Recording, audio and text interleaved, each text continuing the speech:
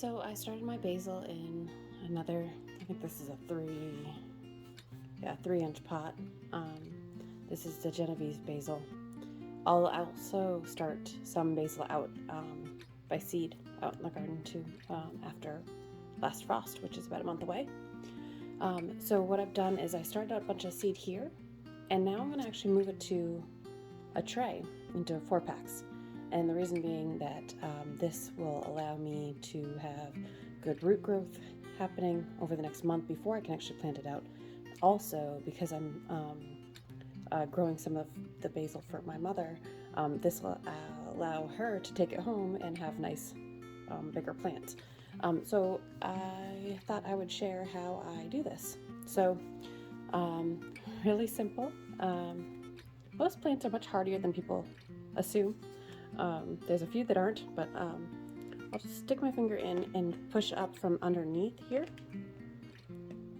and we'll grab one, and you can kind of see the roots here, and then I'll put it out onto a tray and just lightly pull and just keep going until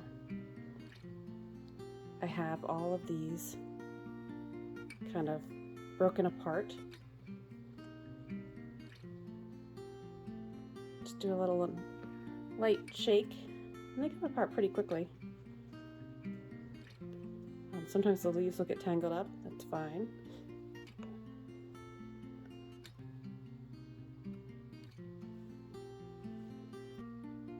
And I'll just lay these all out all at once, and then planting goes really quickly. I do wait for those first true leaves to start showing up. I'm not going to wait too much more than this, just because I overcrowded this little pot. But as you can see, they come apart pretty quickly, pretty easily. And this is a space saver inside while these get going. There is probably a little bit of a transplant shock that will happen, so it might slow these down a little bit, but again, the space alone for saving space while I'm growing all these tomatoes and peppers is worth it. And this will still allow me to have some early basil in the garden. Before, if I had only done it from seed. For a while, my mom and I would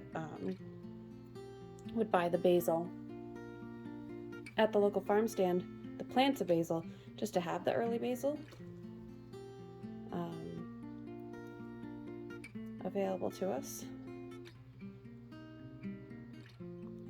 And we would plant that out the same day we would plant seed in the garden.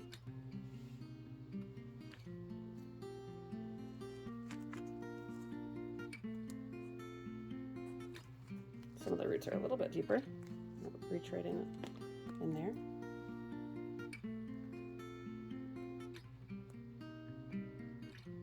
It smells really good. Fresh basil is one of those that should always be on the garden list. I have no idea how many seeds I threw in here. I just threw in a handful. Hoping that I would fill a tray, and it looks like I will, which is good. Some of these are a little bit smaller than I would typically transplant, but I might put 2 in a tray for 2 in a spot when they're that small in a square.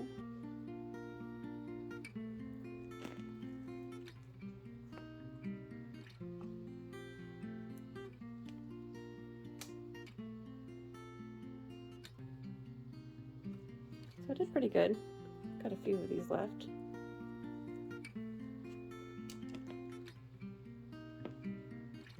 I'm going to double up a few of these just because some of them were much smaller.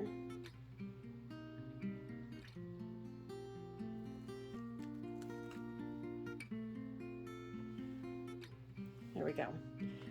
So now I'll fix these in a few minutes, but basically you don't have to do much, or maybe I'll just show you right now. So these are still clumped in.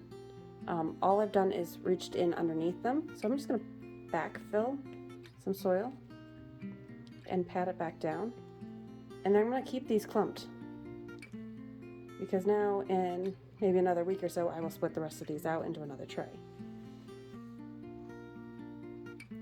Alright, so now that they're all laid out, I'll just come in, poke a little hole, and just push down the roots here. So sometimes you can even just push down the roots on the top and then back push. Again, most plants are pretty hardy. I was watching Jacques in the Garden the other day from Epic Gardening, and he posted, I think, on Instagram about how people were all upset about his transplanting or uppotting and transplanting tomatoes, and how it was painful for some people to watch him do it because he wasn't being really delicate with the plants, and you don't need to be. I think a lot of people end up trying to baby the plants so much that it takes too long to get things done. If you're doing any amount of scale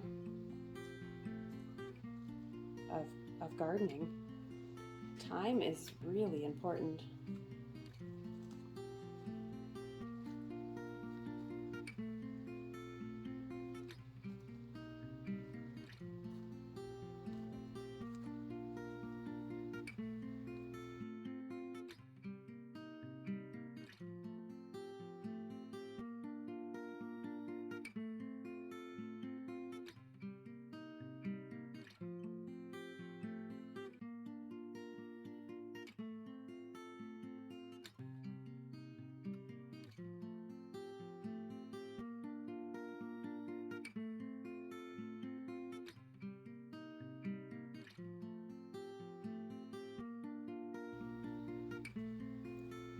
And there you go. Now I have a whole tray of basil potted up, and for the first few weeks I was able to save a lot of space.